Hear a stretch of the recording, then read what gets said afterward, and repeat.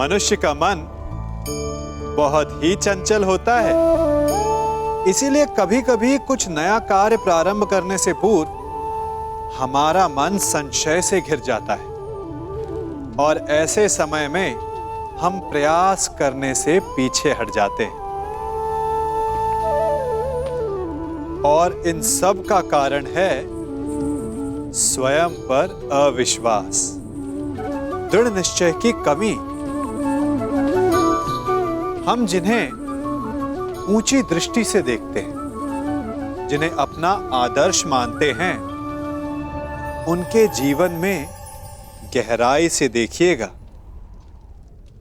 केवल एक ही अंतर पाएंगे, निश्चय का अंतर। ये निश्चय ही है जो हमारी प्रतिभा को धार देता है, हमारे प्रयासों को शक्ति देता है। ये निश्चय का अंतर ही तो है कि एक मनुष्य सागर की गहराई में जाकर मोती ले आता है और दूसरा हार मानकर किनारे पर बैठ जाता है। तो हार तब नहीं होती जब आपका प्रतिद्वंदी आपसे जीत जाए। हार तब होती है जब आप ना लड़ने का निश्चय कर लेते हैं। इसीलिए यदि मार्ग बंद हो जाए तो उसे खोलने का प्रयास करो, और यदि मार्ग ना खुला तो भी अपने प्रयासों से नया मार्ग बना लोगे। मैं तो पहले से ही इस खेल के विरुद्ध था, परंतु तुम अगर नियमों का पालन नहीं करना चाहते तो इस क्रीड़ा को समाप्त समझो।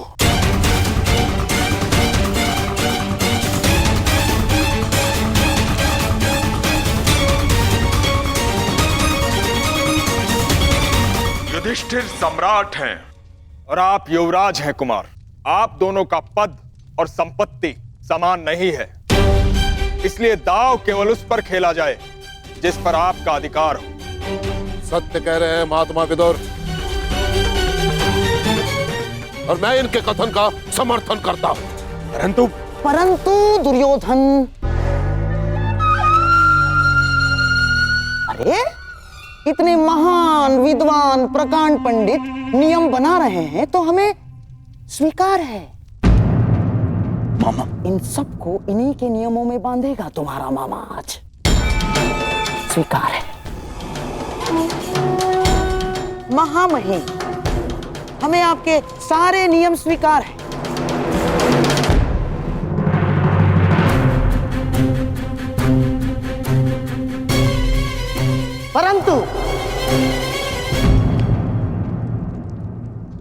परंतु क्या गंधार राज?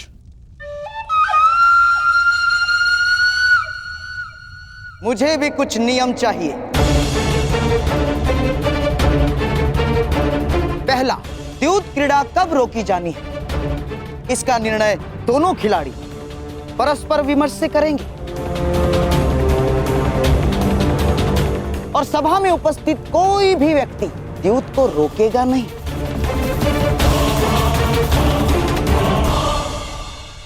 मुझे शकुनी के इस नियम में कोई आपत्ति दिखाई नहीं देती।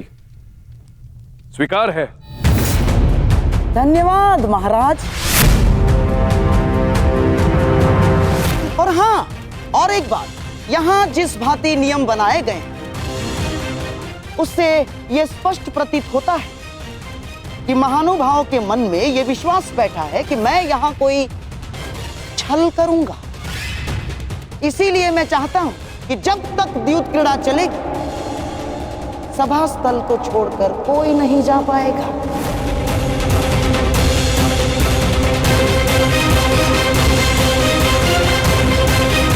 कोई भी नहीं। तो कहिए सम्राट, स्वीकार है आपको? स्वीकार है।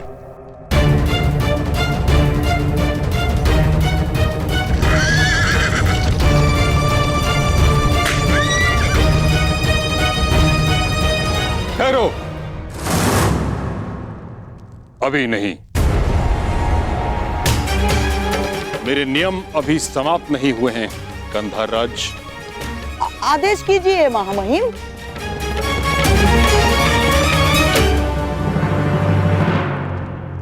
इस सभा में स्त्रियां प्रस्तुत नहीं होंगी।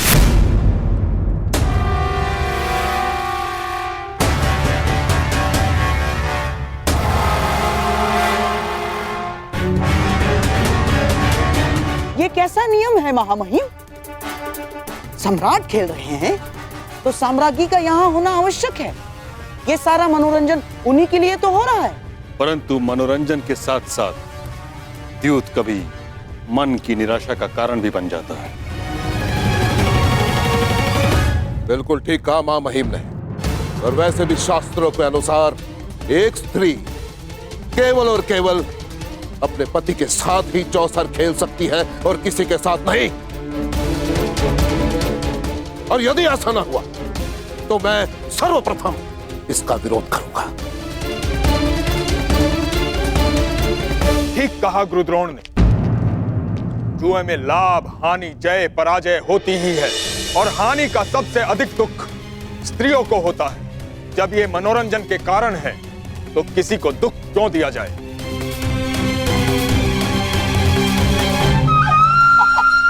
ठीक है महामहिम, अब गंगा पुत्र ने नियम बनाए हैं तो मानने तो होंगे ही।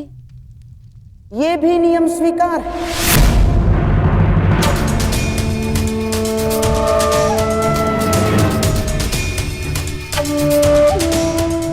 स्वीकार है दुर्योधन। परंतु महामहिम, ये चौसर का खेल बहुत लंबा है और मेरे प्रिय भीम को बहुत भूख लगती है और मुझे प्यास, और यहाँ इतने अतिथि गण भी उपस्थित हैं। तो मेरा निवेदन है कि भले ही राज स्त्रियां सभा में ना आए, परंतु दासियों को यहाँ आने की और स्वामी की सेवा करने की अनुमति मिलनी ही चाहिए।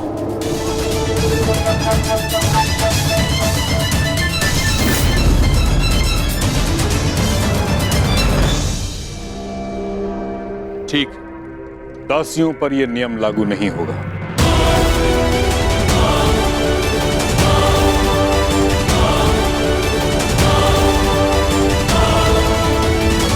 मेरा भी एक निवेदन है सम्राट। मेरी ओर से पासे मामाश्री फेंकेंगे।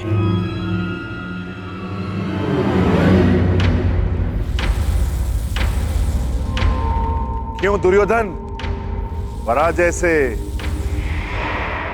भयभीत हो?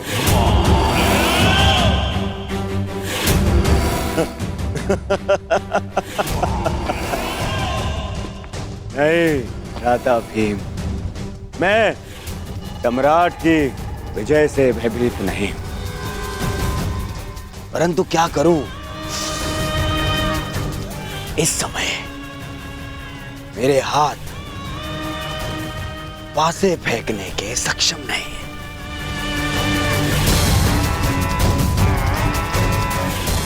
और यदि मैं हार गया तो भ्राता युधिष्ठिर को लगेगा कि मैं उनके सम्मान में हार गया।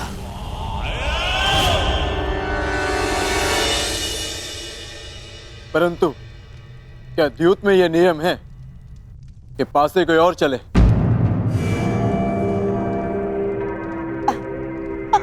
अब अर्जुन, क्या है, ये नियम नहीं है, ये खिलाड़ी का अधिकार है जो दुर्योधन ने उपयोग किया। जैसे युद्ध में नहीं होता, लड़ते सैनिक हैं, पर विजय पर अधिकार किसकी होती है? राजा की। और फिर दुर्योधन तो केवल निवेदन कर रहा है अर्जुन। अब सम्राट की इच्छा कि वो अपने अनुज दुर्योधन का निवेदन स्वीकार करते हैं या नहीं? स्वीकार है। धन्य हो सम्राट, धन्य हो। सम्राट का मन इंद्रप्रस्थ जैसा ही विशाल है। बैठिए, बधाइए।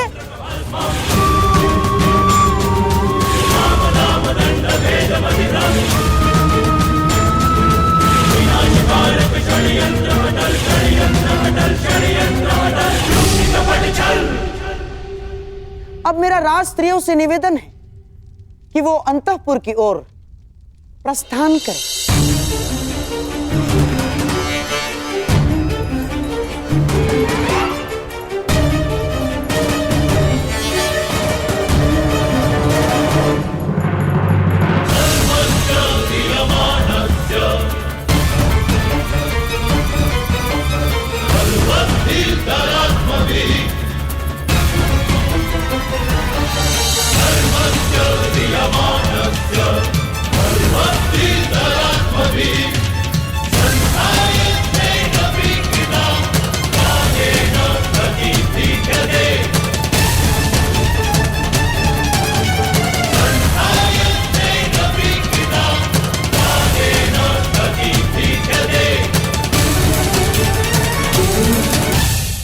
सम्राट, खेल प्रारंभ करें।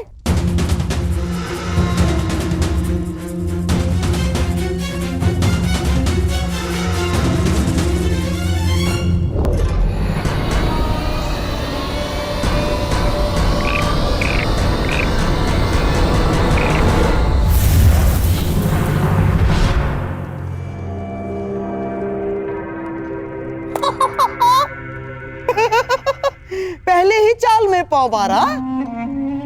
प्रतीत होता है कि भाग्य भी चक्रवर्ती सम्राट के अधीन है।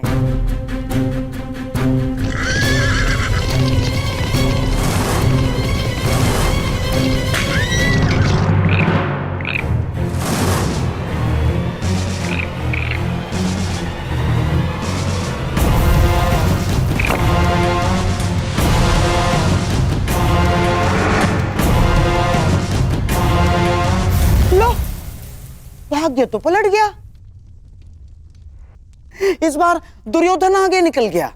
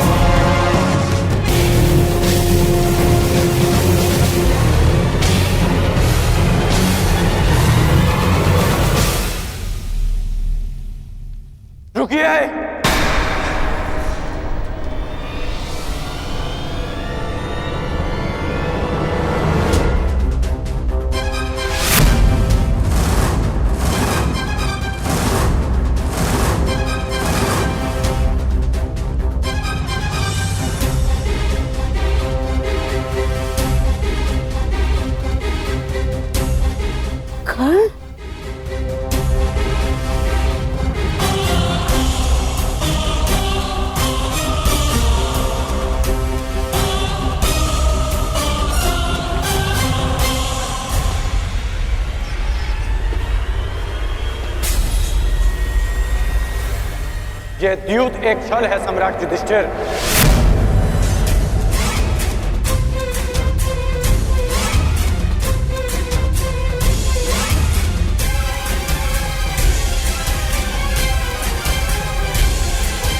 और गांधार राजद्यूत में आपका सब कुछ छीन लेना चाहते हैं।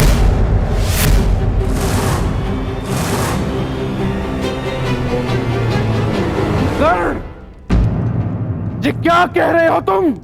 हाँ महाराज, इस समय चौसर पर आपका पुत्र और मेरा मित्र नहीं, गांधार नरेश शकुनी का भांजा दुर्योधन बैठा है।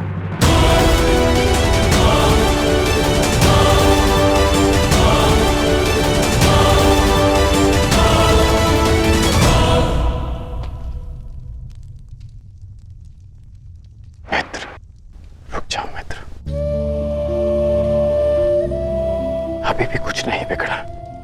हर कर्म के अपने फल होते हैं मित्र, हर क्रिया की प्रतिक्रिया होती है। हम वही काटते हैं जो हमने बोया है। और तुम कुछ ऐसा मत बो देना मित्र जिसका दुष्परिणाम भविष्य को काटना पड़े। सच्चा मित्र सिर्फ वो नहीं होता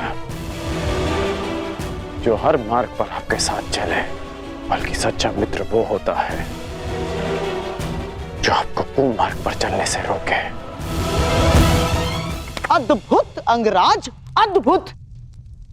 अपने मित्र के विरोध में जाने को तुम मित्रता कहते हो?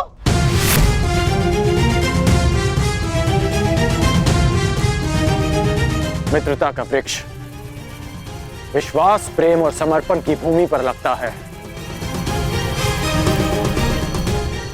आप केवल छल करना जानते हैं गांधार राज, और उस छल से अनेक शत्रु उत्पन्न करना जानते हैं। और इस समय भी आप छल से पांडवों का सब कुछ छीन लेना चाहते हैं।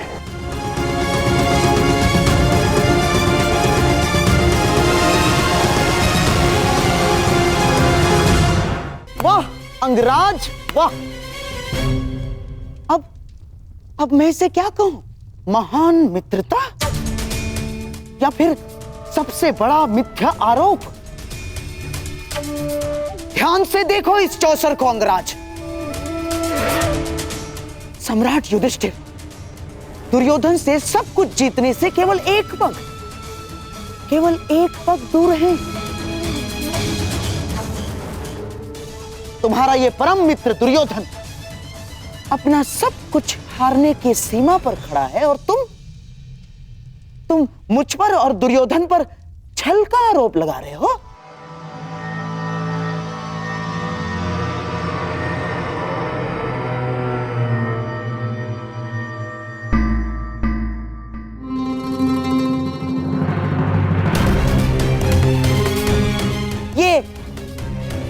ये कैसा मित्र बनाया है तुमने?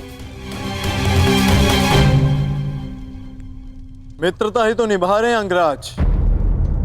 वो नहीं चाहते कि उनका मित्र सब कुछ हार जाए, इसलिए ये दाव से पहले ये दाव खेल रहे हैं।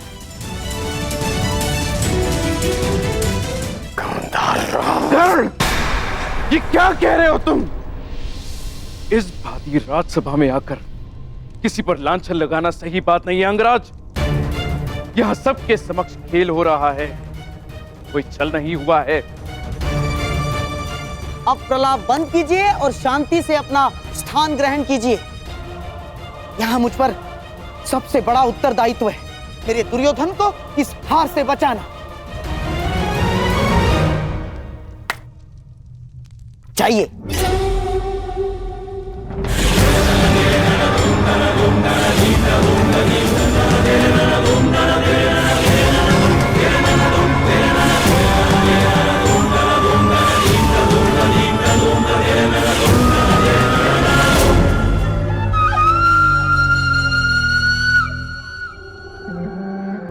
सम्राट,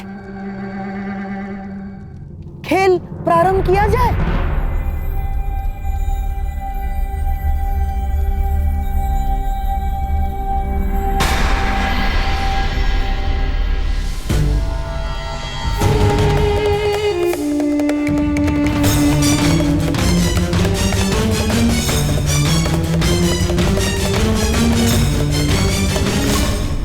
बधाई हो जयेश, बधाई हो, आप विजयी हुए।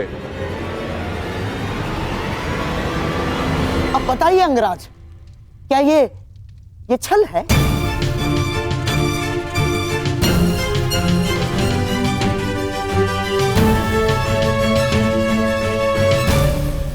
मेरी बात समझो मित्र, मैं जानता हूं कि आगे क्या होने वाला है। मैंने आज तक तुमसे कुछ नहीं मांगा, परंतु आज मांग रहा। इस खेल को रोक दो, तुम्हारा प्रतिशोध लिया जाएगा मित्र। मैं लूंगा तुम्हारा प्रतिशोध। युद्ध भूमि में, युद्ध क्रीड़ा में नहीं। मैं वचन देता हूं मित्र कि संसार की सारी संपत्ति विजयी करके तुम्हारे चरणों में रख दूंगा। बस इस खेल को रोक दो मित्र।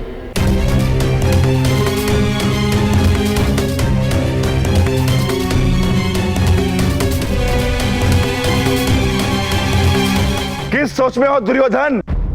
तुम्हारा मित्र कर्ण इतना निवेदन कर रहा है तो मान लो अपने मित्र की बात। जो कुछ तुम्हारे पास थोड़ा बहुत बचा है उसकी भी रक्षा हो जाएगी।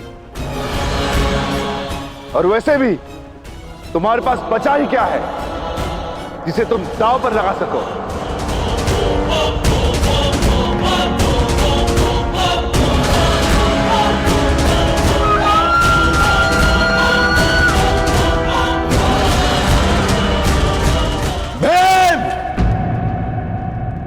दुर्योधन अजय योद्धा है। दांव चाहे युद्ध का हो या चौस्तर का, पीछे नहीं हटेगा दुर्योधन।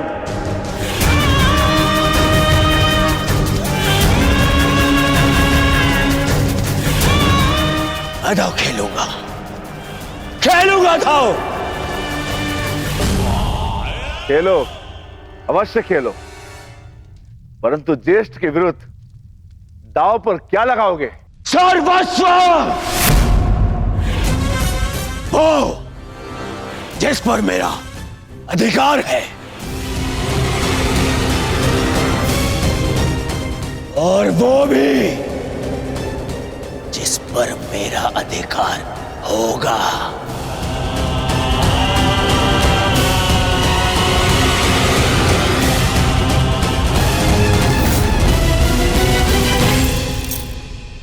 आभूषण जिन पे मेरा अधिकार है।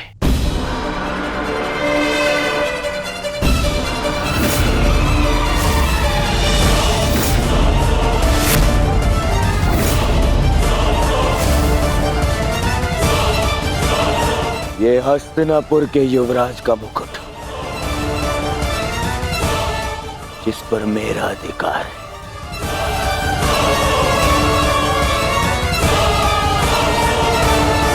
और सबसे अधिक महत्वपूर्ण वो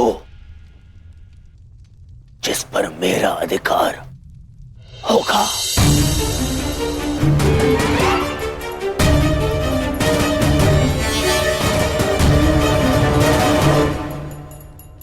हस्तिनापुर।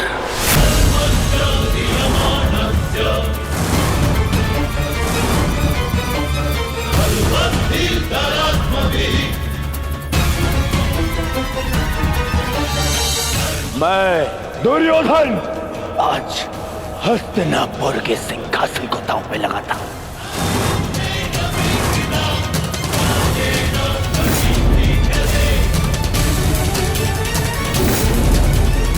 बस दुर्योधन,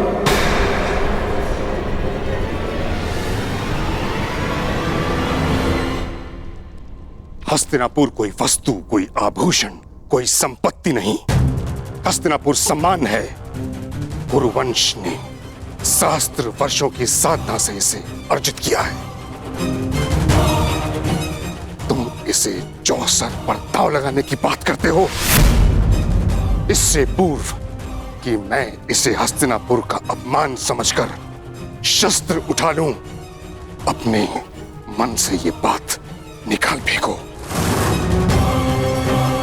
दुर्योधन, महामहिम बिल्कुल ठीक कह रहे हैं। हस्तिनापुर पर तुम्हारा कोई अधिकार नहीं।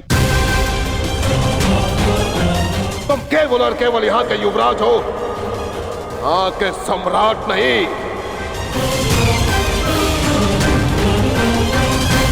तो हो जाऊंगा कुरुद्रोण। आज महाराज ना सही, कल बन जाऊंगा। तो क्या राज्य पर मेरा अधिकार नहीं होगा? अवश्य होगा पुत्र, परंतु राज मुकुट पहनने के पश्चात अभी हस्तिनापुर का अधिकार महाराज धृतराष्ट्र के पास है। मैं उन्हीं महाराज धृतराष्ट्र का ज्येष्ठ पुत्र हूं। मनुष्य अपने जन्म से नहीं, अपनी सोच से, अपने विचारों से ज्येष्ठ होता है दुर्योधन। और एक बात अपने मस्तिष्क में बिठा लो कि हस्तिनापुर पर तुम्हारा कोई अधिकार नहीं।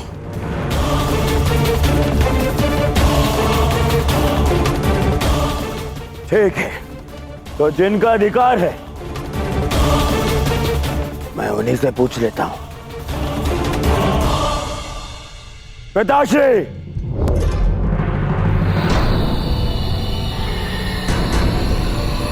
मैंने अपने आप को वचन दिया है कि आपका पुत्र ये खेल जीत के रहेगा। या तो मैं आज विजय रथ पर जीत कर जाऊंगा या अपनी अंतिम यात्रा पर।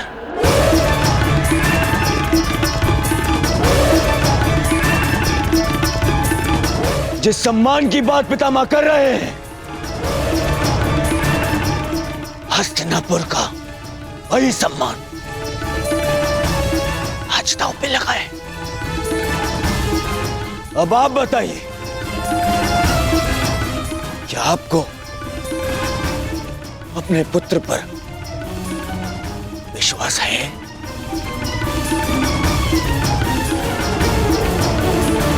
यह आप भी पितामह की भांति हस्तिनापुर पर मेरा अधिकार नहीं मानते। क्या विभाजन के पश्चात भी आपको लगता है कि मेरा इस सिंहासन पे अधिकार नहीं? बोलिए ना पिताश्री।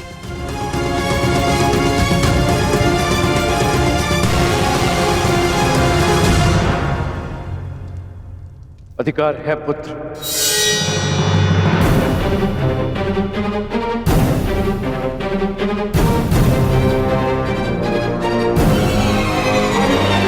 और मैं तुम्हें उस अधिकार का प्रयोग करने की अनुमति देता हूं। धृतराष्ट्र, तुम ऐसा नहीं कर सकते। हस्तिनापुर को दांव पर नहीं लगने दे सकते। पितामह, सबको अपनी सीमा का भान कराने वाले आज अपनी सीमा भूल रहे हैं। ये राजमहल नहीं, राजसभा है।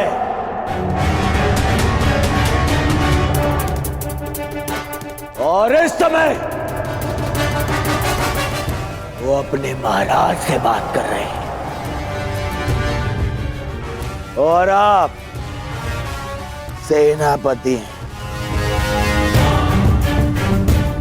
और सिंहासन पे बैठने वाले महाराज की आज्ञा पर प्रश्न चिन्ह लगाने का अधिकार नहीं है आपको।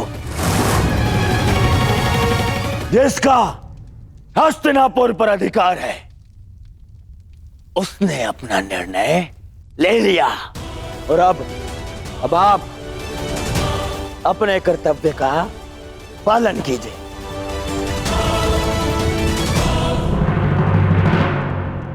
तो अब मैं दुर्योधन हस्तिनापुर नरेश की अनुमति से समस्त हस्तिनापुर को दांव पे लगाता हूं।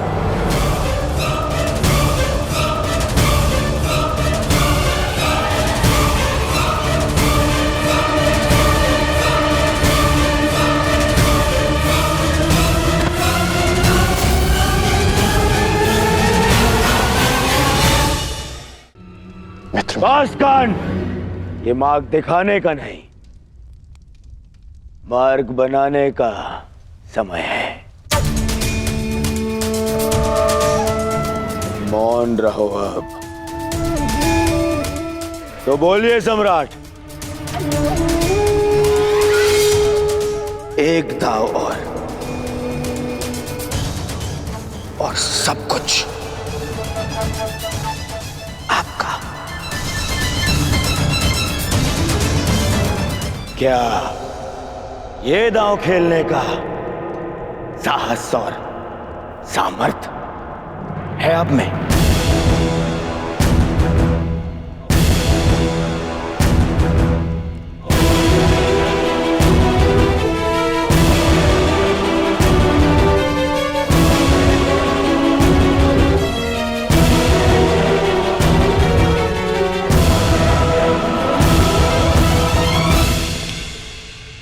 आप तो मानिए सम्राट, उठ जाइए।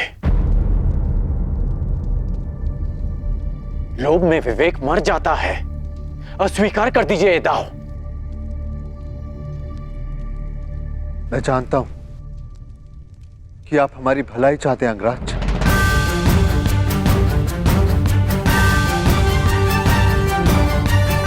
परंतु मैं हस्तिनापुर के अस्तित्व की भलाई चाहता हूं।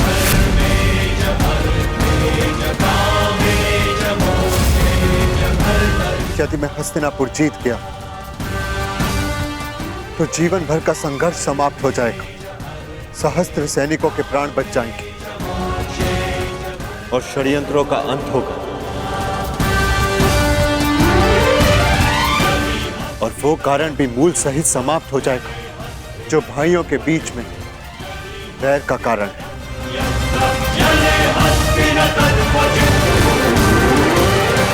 हाँ तो सम्राट, हस्तिनापुर की तुलना में आप दांव पर क्या लगाना चाहेंगे?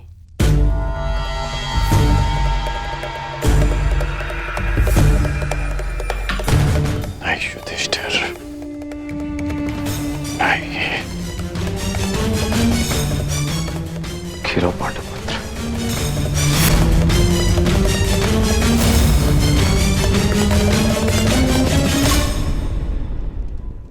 मैं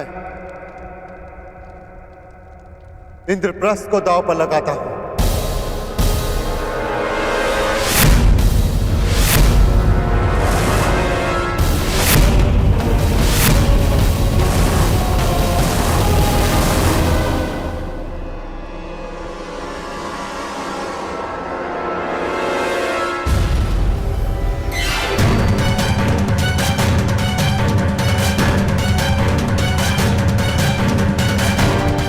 ये तुमने क्या किया?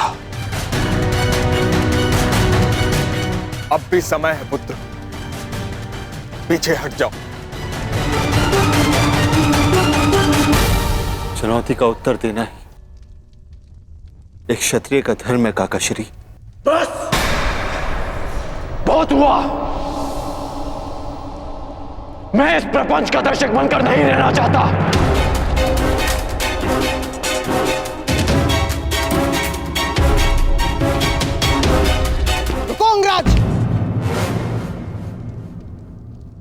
अपना वचन तो याद है ना आपको? प्रत्येक परिस्थिति में आपको अपने मित्र का साथ देना होगा। मुझे वचन दो, हर परिस्थिति में तुम मेरा साथ दोगे। मैं वचन देता कि मैं अपने मित्र को अकेला नहीं छोड़ूंगा। तुम्हारा यह परम मित्र दुर्योधन जीवन के विकट मोड़ पर खड़ा है और तुम उसे छोड़कर जाने की बात कर रहे हो? नहीं अंगराज, आपको रुकना होगा।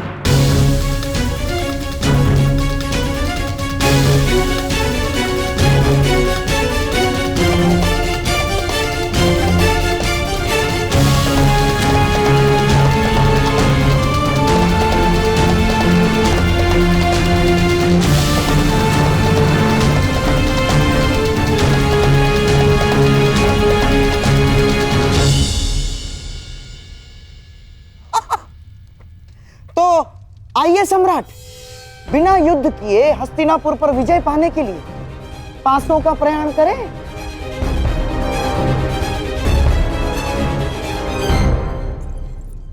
स्वराज्य की जय।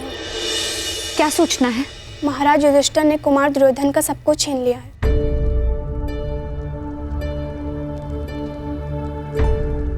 खेल समाप्त हुआ। माताश्री, अब हमें चलना चाहिए। खेल अभी समाप्त नहीं हुआ है सम्राज्ञी। युवराज दुर्योधन ने हस्तिनापुर को दांव पर लगा दिया। अंगराज कर्ण ने सम्राट को रोकने का प्रयास किया। तो सम्राट मान गए ना? नहीं महारानी, उन्होंने भी इंद्रप्रस्थ दांव पर लगा दिया। प्रत्येक मनुष्य की सबसे बड़ी शक्ति ही उसकी सबसे बड़ी दुर्बलता भी होती है, और धर्मशील की दुर्बलता उसका धर्म होता है। इसलिए प्रयास करना कि समय आने पर धर्मात्मा को दुर्बल पड़ने से रोक सको। द्यूत पहले विजय देता है और फिर विवेक हारकर पराजय। सम्राट को रोकना आवश्यक है माताश्री, कहीं गांधार नरेश अपने छल से कुछ अनर्थ न कर बैठे। पुत्री, चिंता मत करो, वहां पितामह है, द्रोणाचार्य है, कोई अनर्थ नहीं होगा। जब पितामह और आचार्य द्रोण हस्तिनापुर को दांव पर लगने से नहीं रोक पाए माताश्री, तो कोई और अनर्थ कैसे रोक पाएंगे?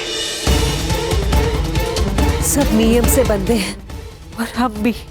और नियम ये है कि जब तक युद्ध चलेगा राजस्त्रीय सभा में प्रवेश नहीं करेंगी। लीजिए सम्राट, अब दोनों खिलाड़ियों का केवल एक एक मेरु शेष है, दांव बराबर का, और जीतने का अवसर भी बराबर का।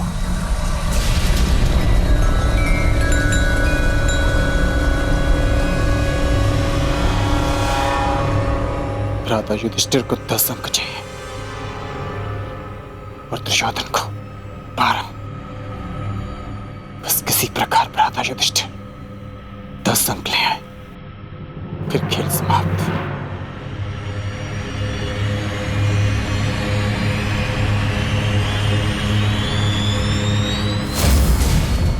अच्छा प्रयास था सम्राट, केवल एक पक्ष से दुर्ग के भीतर जाने से रह गया।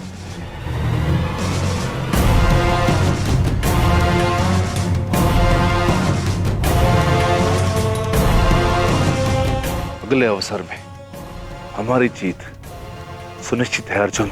हाँ, परंतु तब जब मामा श्री के पास 12 ना आ जाए।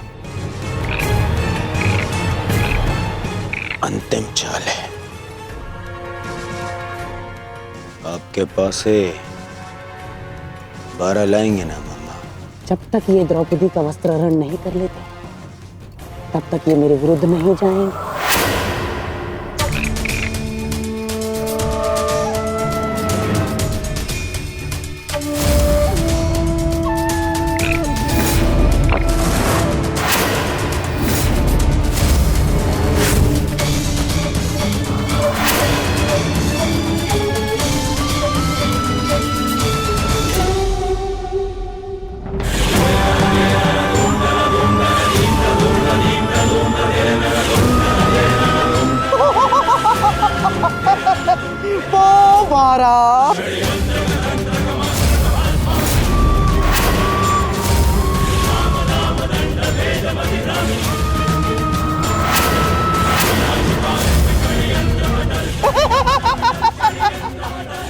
बधाई हो मेरे होने वाले सम्राट, आज से इंद्रप्रस्थ तुम्हारा।